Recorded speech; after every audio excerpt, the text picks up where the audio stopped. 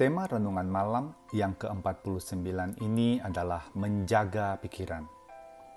Suatu kali setelah selesai ibadah, seorang ibu mendekati sohibnya dan berbisik, "Ayo ke mobil saya yuk, ada hal penting yang mau saya sampaikan."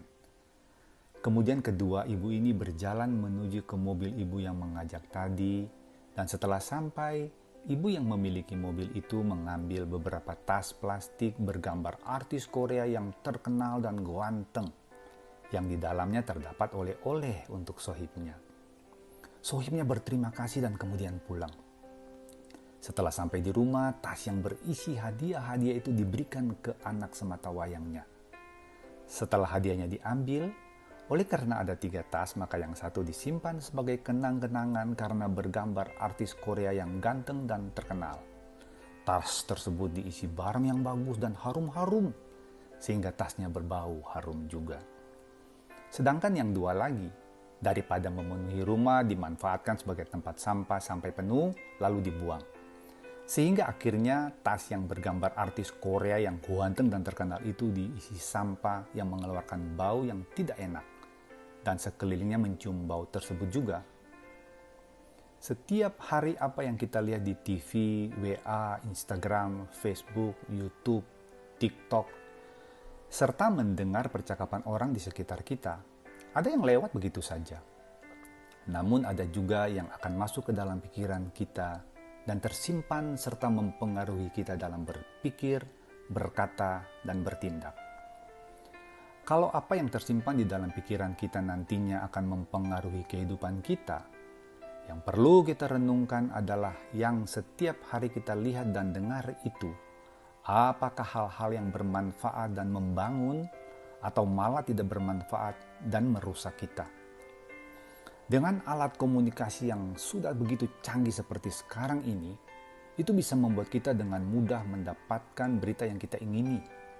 Cuma, berita yang tidak kita harapkan pun bisa tiba-tiba nyelonong di depan mata kita tanpa kita undang. Permisi tanya, berapa banyakkah berita yang setiap hari kita dengar atau baca yang membuat kita mumet, tertekan, dan cemas sehingga irama jantung kita jadi kacau? Berapa banyak berita setiap hari yang kita dengar yang tersimpan di dalam pikiran kita yang bikin kita emosi, marah-marah, darah jadi naik, damai sejahtera serta sukacita hilang? Repotnya, berita-berita seperti ini akan terus kita terima sampai dunia ini berakhir atau kita berakhir. Barulah kita tidak akan mendengar berita seperti ini lagi. Bagaimana menghadapi kondisi seperti ini? Sebagaimana berita terus mendatangi kita, maka kita butuh berita yang pasti setiap hari yang bisa menjaga pikiran kita, sehingga bisa mengalahkan berita-berita yang meneror kita, dan bisa membuat kita khawatir atau pingin ngamuk setiap hari, dan bisa menghilangkan damai dan sukacita kita. Di dalam dunia yang penuh dengan berita yang bisa mempengaruhi hidup kita sehingga membuat kita mengeluarkan bau hidup yang tidak sedap ini, kita butuh berita yang bisa menguasai pikiran kita dan membuat kita menjadi sukacita, terhibur, dikuatkan, dan tenang, lalu mengeluarkan harum berkat bagi lingkungan di mana kita berada. Ya, kita butuh berita seperti itu, dan itu adalah firman Tuhan. Jadi, semakin kita membaca dan merenungkan firman Tuhan, maka pikiran kita akan semakin dipenuhi, dikuasai, dan dipengaruhi oleh firman Tuhan. Maka akibatnya adalah pikiran dan hati kita akan dijaga, supaya tidak dipengaruhi oleh banyaknya berita yang kita baca dan dengar di dalam sehari, yang banyak darinya belum tentu membangun, tetapi malah merusak dan merampas damai dan sukacita di pikiran dan hati kita. Kita butuh firman Tuhan setiap hari, karena mengandung janji-janji Tuhan yang menguatkan dan menghibur, nasihat-nasihat supaya tidak salah jalan, teguran-teguran yang mengingatkan, dan masih banyak manfaat lagi untuk mengisi dan menguasai hati dan pikiran kita. Dan damai dan sukacita surgawi menguasai kita, dan akhirnya dinyatakan di dalam perbuatan dan perkataan yang mengeluarkan harum Tuhan Yesus. Membaca dan memikirkan firman Tuhan itu sangat penting.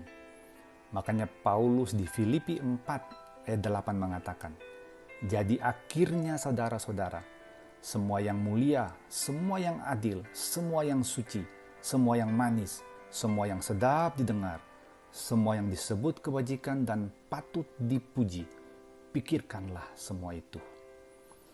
Tolonglah kami ya Bapa menjaga pikiran kami dan mengisinya dengan firman-Mu setiap hari, supaya firman yang di pikiran kami itu mengalir keluar melalui kehidupan kami yang membawa harum Tuhan Yesus.